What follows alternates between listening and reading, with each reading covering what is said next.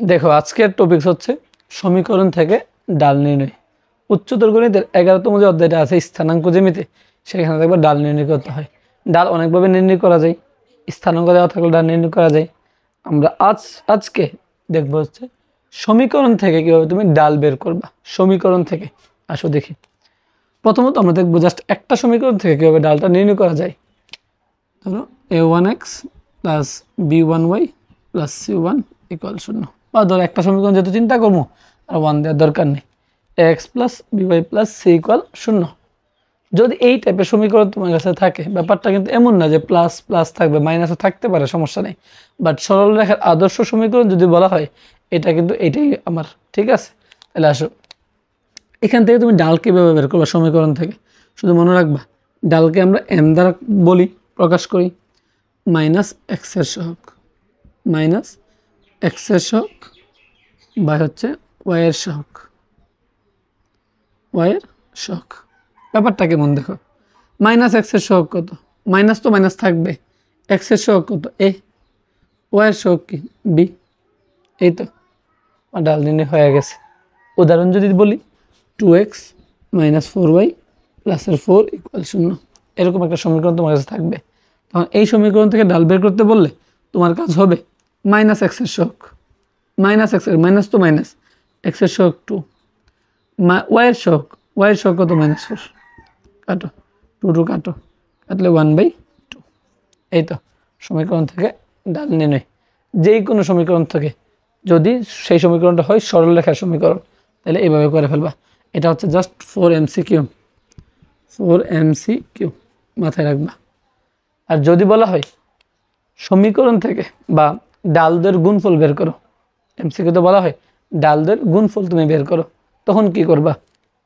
ধরো সমীকরণ হচ্ছে এটা, সমীকরণ হচ্ছে a1x plus b1y plus c1 equal 0, a2x plus b2y plus c2 equal 0। দুইটা সমীকরণ তোমার কাছে দিবে। দুইটা সমীকরণ থেকে যখন বলবে ডালদের গুণফল তুমি বের করো, তখন তুমি কি করবা, তখন হবে হচ্ছে এই সমীকরণ থেকে তুমি ডাল বের করবা। m1 মাইনাস এক্সের সহগ a1, ওয়াইয়ের সহগ b1 পাইলাম। এক নং সমীকরণ বা একটা প্রথম সমীকরণ থেকে ডাল বের করলাম আমরা।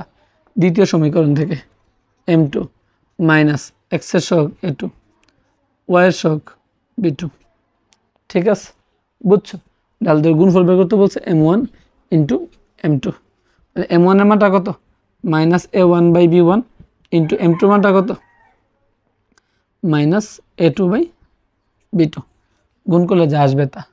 উদাহরণ যদি দিই একটা, তাহলে বুঝবা হচ্ছে, তাহলে হচ্ছে এমন ব্যাপারটা,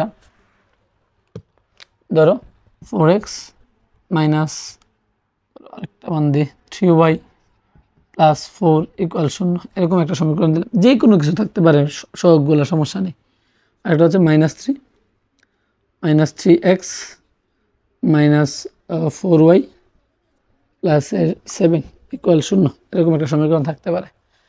এই দুইটা সমীকরণের তুমি ডালদের গুণফল কত, কি কত, ডালদের গুণফল কত।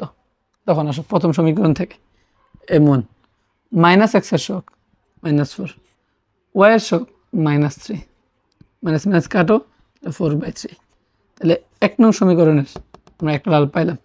এটা থেকে করো m2 মাইনাস এক্সের সহগ, অলরেডি মাইনাস তো আছে আমার কাছে একটা, এক্সের সহগ কি মাইনাস 3, তাহলে মাইনাসে মাইনাসে কী হবে প্লাস, তাহলে বসাইলাম না 3, আর বাকি ওয়াইয়ের সহগ, ওয়াই মান সহগ কত মাইনাসের 4, তাহলে 3/-4 4/3, এটা পাইলা। বলা হয়েছে ডালদের গুণফল কত, ডালদের গুণফল m1 ইন্টু হচ্ছে m2, m1 কত 4/3, m2 কত 3/-4, 4 কাটো 3 কাটো, তাহলে কি আছে মাইনাস আছে, তার মানে 1 আছে, মাইনাসের 1। বুঝছো। আশা করি সমীকরণ থেকে যদি ডাল বের করতে বলে তুমি পারবা। যদি একটা সমীকরণ থেকে ডাল বের করতে বলে তাও পারবা। যদি দুইটা সমীকরণ থেকে ডালদের গুণফল বের করতে বলে, ডালদের যোগফল বের করতে বলে, ডালদের বিয়োগফল বের করতে বলে, যা বলে তুমি পারবা।